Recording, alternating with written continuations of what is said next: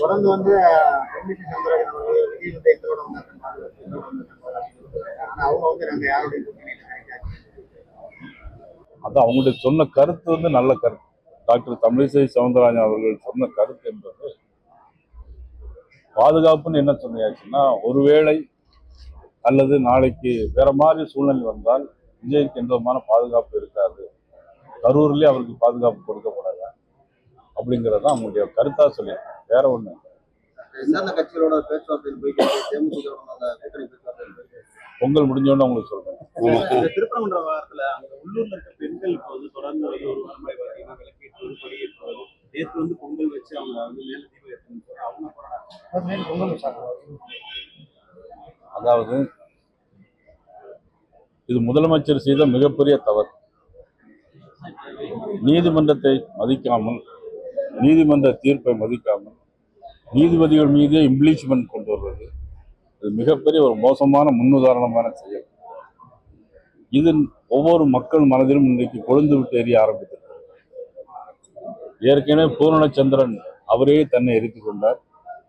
அதிலும் திருப்பரங்குன்றத்தில் அந்த புனித இடம் புனிதம் கெட்டுவிடக்கூடாது என்பதற்காக கடவுள் மறுப்பு கொள்கையில் இருந்த பெரியார் சிலை முன்னாலேயே அவர் தீ வைத்து தன்னை கொளுத்தினார். அது ஒரு நல்ல முன்னுதாரணம் இல்லை. இளைஞர்கள் அந்த மாதிரி காரியங்களை யாரும் செய்யக்கூடாது. ஆனா அதே நேரத்தில் இன்னைக்கு ஒவ்வொருடைய மனதிலும் பெண்கள் மட்டுமல்ல, எல்லோரும், தமிழகம் மட்டுமல்ல, உலகெங்கும் வாழும் தமிழர்கள் ஒட்டுமொத்தமாக ஒவ்வொருடைய மனதிலே தீபம் ஏற்ற வேண்டும் என்ற உணர்வு இருக்கு. அதனுடைய அடிப்படையில் இன்னைக்கு அங்குள்ள பெண்கள், நீங்கள் சொல்லிதான் எனக்கு தெரியும், அங்குள்ள பெண்கள் தீபம் ஏற்று மும்முரமாக இருக்கிறார்கள்.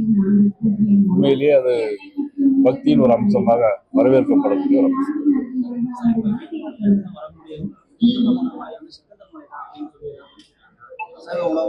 அது திமுக பரப்பி விடப்படுச்சு. தேவையில்லாத ஒரு வாக்கு வங்கிக்காக முதலமைச்சர் அப்ப அவ்வாறெல்லாம் சொல்லிக்கொண்டு இது முதலமைச்சருடைய பின்னணியிலே நடைபெறுகிறது. செய்திகளை உடனுக்குடன் தெரிந்து கொள்ள கீழ்கண்ட கேபிள் மற்றும் டிடிஎச் நெட்வொர்க்குகளில் எம்நாடு செய்தி தொலைக்காட்சியை காணுங்கள்.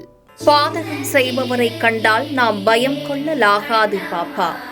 மோதி மிதித்துவிடு பாப்பா, அவர் முகத்தில் உமிழ்ந்து விடு பாப்பா.